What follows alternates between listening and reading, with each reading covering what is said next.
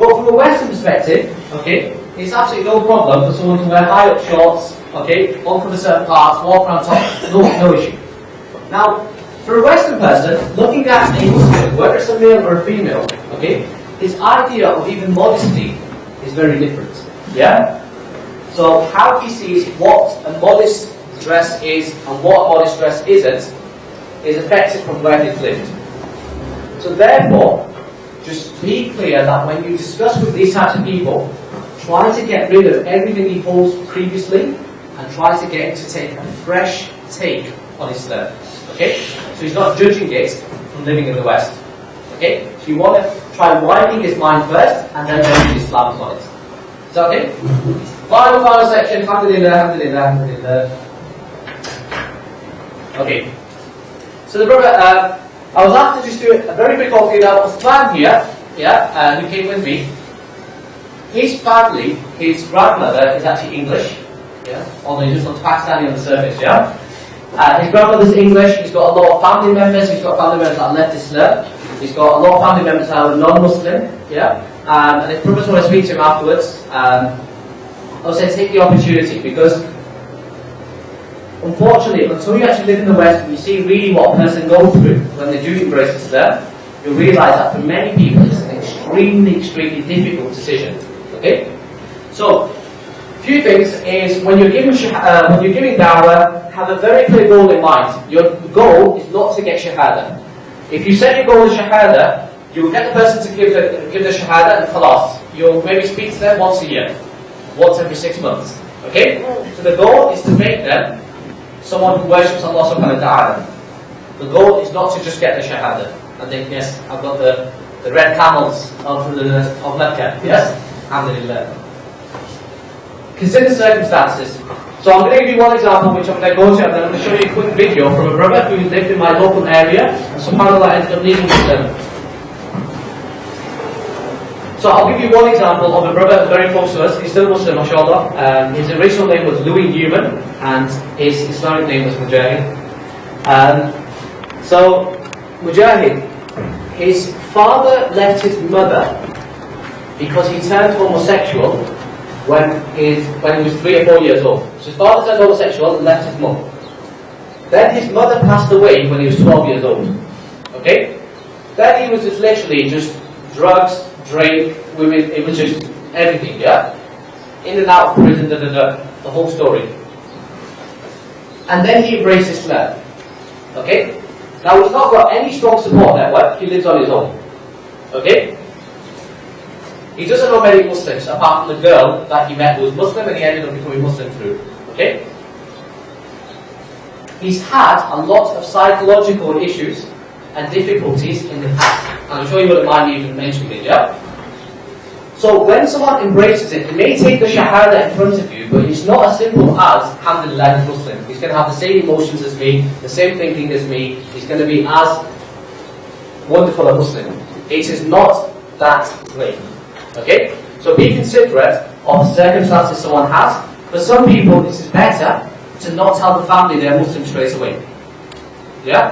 For some people, it's better to, until they get support network, to continue living with parents. So this is probably better for you to obviously seek advice from ulama, etc. on the specific situation. But just understand it is quite difficult for most reverts when they become Muslim. If you don't consider that from the start, big problem. Okay? Teach basic fundamentals, and I'll go through some of the things, but a lot of people leave Islam right away from people that were born Muslim in the West because of emotional experiences as opposed to intellectual. So some people will have intellectual issues, this point's not making sense in their head, therefore I'm going to leave. So there's one example in the UK where a brother embraced the deen and left because he couldn't make sense of how Islam allowed slavery. Okay? But most situations you will find, it will be emotional experiences. What do I mean by emotional experiences? Someone embraces Islam and they're not welcomed in the mosque. And I'll tell you honestly, Muslim Pakistan saying Pakistanis are not very good. They have their own mosques, very close community, so when someone new comes in, they have shak upon them, straight away. not the same everywhere, but sometimes they can find a lot of difficult situations to make friends, find people that are going to support them. For the brother that ended up leaving Islam, when he straight away embraced Islam, and you'll hear, like, I'll just show you part of his story. The brother, his brother did not speak to him for 2 to 3 years. His parents kicked him out of the house. So you're not just dealing with emotion. Who's going to be the one that's now going to help him financially? Who's going to be the one that's going to provide them friendship? And by friendship, I'm not talking about meeting him once a week and going for qahwa, yeah? I'm talking about meeting daily, asking him exactly what he needs, helping him financially. Go ahead. Who's going to be the Ansar? Yeah? Who's going to be the Ansar? Yeah, exactly. Who's going to be the Ansar? I'm not saying divorce your wives, yeah? But, okay, financially, emotionally, living, all of these things. If you're living with your family, would you be happy with a revert to come and stay with you if needed as a last minute situation? So many people face a lot of difficulties, and because many people embrace Islam that are not from communities with lots of Muslims, they find it even more difficult. So I'm just saying, be very, very conscious, and I'll show you the story, subhanAllah. It hurts every time just to think about it, yeah? That people were very close, and subhanAllah, that someone came to Islam, was very close, and due to certain experiences, ended up leaving, yeah? Ask what they need as opposed to what you want to give them. The first thing you're thinking when someone embraces Islam is, I want to teach him Salah, I want to teach him this, I want to take him to the mosque, I want to take him to the local imam, and at Jum'ah, I want everyone to see that he's embraced Islam. Yeah? Why? From the biggest decision in their life, you're putting them under even more pressure. Yeah? Sometimes it's better to sit in a private room and to take a shahada. So just be considerate about what does a person actually need. And of course, basic fara'id must, yeah? But other things where you can keep them away or you can protect them and you can really build basic fundamentals so that they start becoming comfortable. Very, very important. Okay?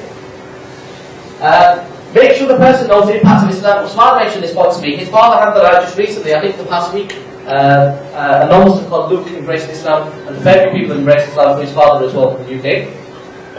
Usman told me to include this point. He said that many people embrace Islam across the West and they have no idea what they're saying. So you can say to him, do you accept one God? Do you accept one God? Yes. Do you accept that Muhammad is the last messenger? Yes. Do you accept Isa is a messenger, prophet of Allah subhanahu wa ta'ala? Yes. Do you accept the Quran is the last message from Allah subhanahu wa ta'ala to the creation? Yes. Now, it sounds like you've gone through the logical process. I am telling you, and Sheikh Kamal al-Makki in America, he's got a very good program in terms of like how to do that and stuff, but I remember listening to one maybe in 2012, and he made one point. He said that around, from the people that give Shahada, you will probably have a success rate of maybe 40 to 60%. The rest of them will just leave.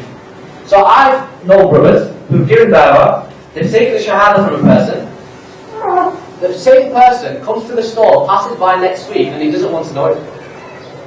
Yeah? Doesn't want to speak to him, no interaction, not answering phone calls.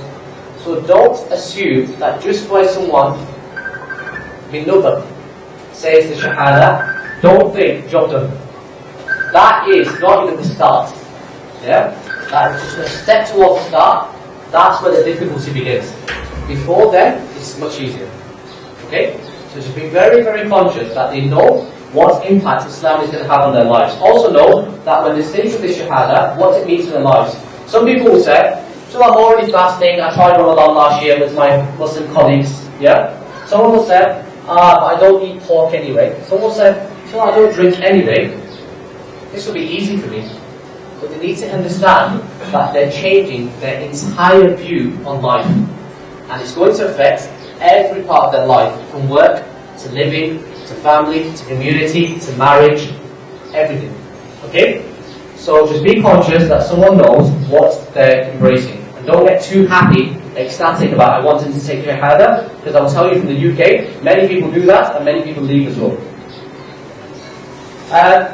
Final point here, it just says, set up dawah retreats, obviously that's been talked about, but Set up dawah retreats, set up activities, post shahada, gather a few different reverts, and try to just give them a feeling of there is someone else who's facing what I'm facing.